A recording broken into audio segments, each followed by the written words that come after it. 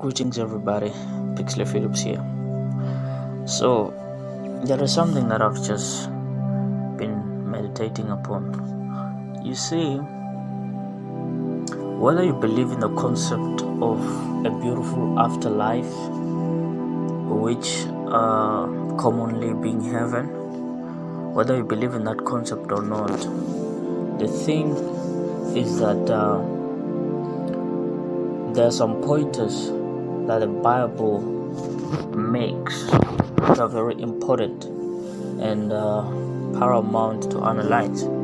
If you look at the book of Revelations 21, the Bible depicts heaven as a place of peace, joy, love, laughter, plentifulness, relaxation, luxury. It is described as a place wherein there's no crying, there's no sorrow, there's no pain, there's no death, there's no struggles.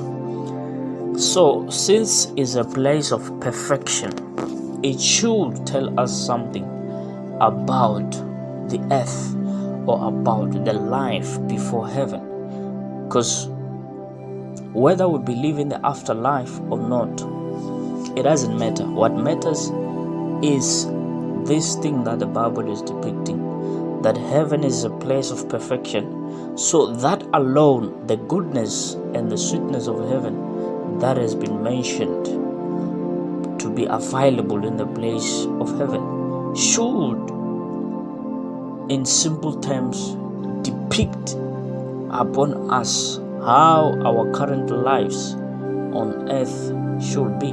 So since heaven is a place of perfection, joy, happiness, plentifulness, and all these great things, it means while we are on earth or in this first life, we should never expect perfection or endless joy, eternal happiness, eternal comfort, and all these great things. But however, we should live knowing that earth or this first life is supposedly to be a life of struggle, uncomfortableness, pain, sorrow, struggles, whatever kind of oblivious things. It's not as if I am trying to make this first life to be hard, but if you look at it based on the law of assumption, we can come to a conclusion that if heaven is a great place, then it depicts that earth is not a great place in the terms of situations that arise.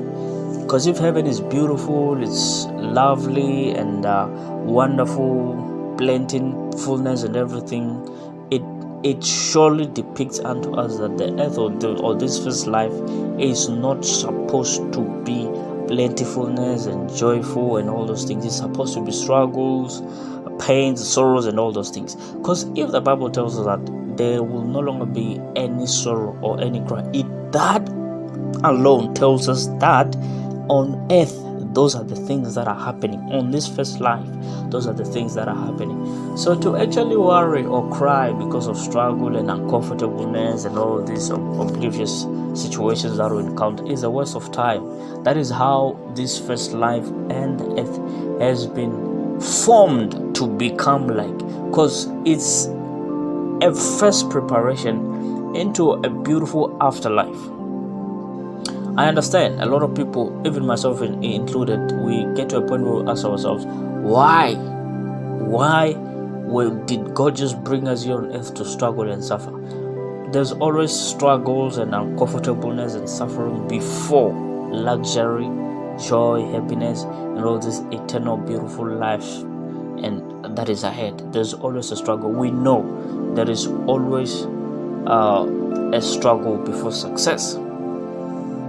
So, by these few words, we understand that this first life has not been formulated in a way that we will have eternal joy or eternal happiness or eternal goodness, but it has been formulated in a way that we are going to encounter struggles, pains, uncomfortableness. All these bad things are going to be happening.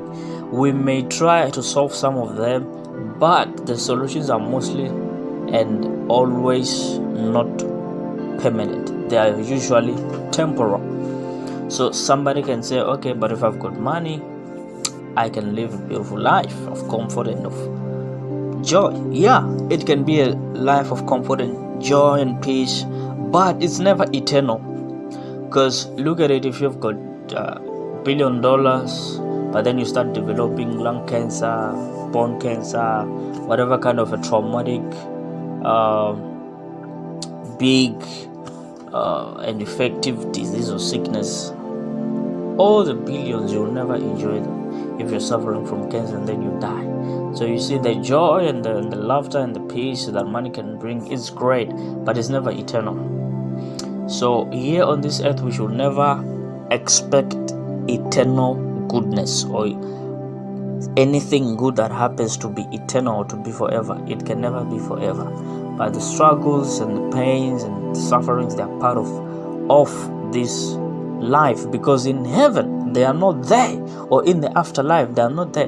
Whether a person believes in heaven or they do not, the point that I'm making is that this earth is a place of suffering and struggles. Okay, not that I want people to struggle and suffer, no, but I'm just telling you that when it happens, do not be surprised. When it happens, don't ask yourself, why me? Why was I born to suffer? Why was I born to struggle? It is not some bad luck or some bad omen over your family. It's just how the earth works. It's just how it has been designed. We understand this, as I mentioned, from the law of assumption. We can assume, as the law of assumption states, that we cannot have good consecutively or bad consecutively. In simple terms, we're gonna have good and then bad, or bad and then good, just like that, in exchange and in exchange. We also understand this when we read the book of Genesis, where the Bible says, and in the beginning there was darkness, and then God came out from darkness, and then there was light. So light came out of darkness. That is why God also made the day and night consecutively. They exchange, they come after each other. That is the law of assumption. So if heaven is a beautiful place and a nice place, that is good. And if we know that, we can use that by the law of assumption, that where we are now, we are in a place of bad.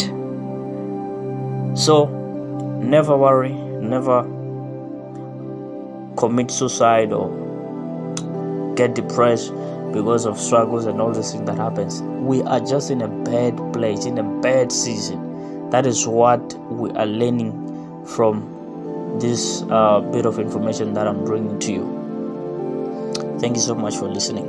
Remember, it can never be permanent, but it's better to have temporal joy, temporal comfort, temporal peace. It is better, but it can never be permanent, because that's just how this earth or this first life works.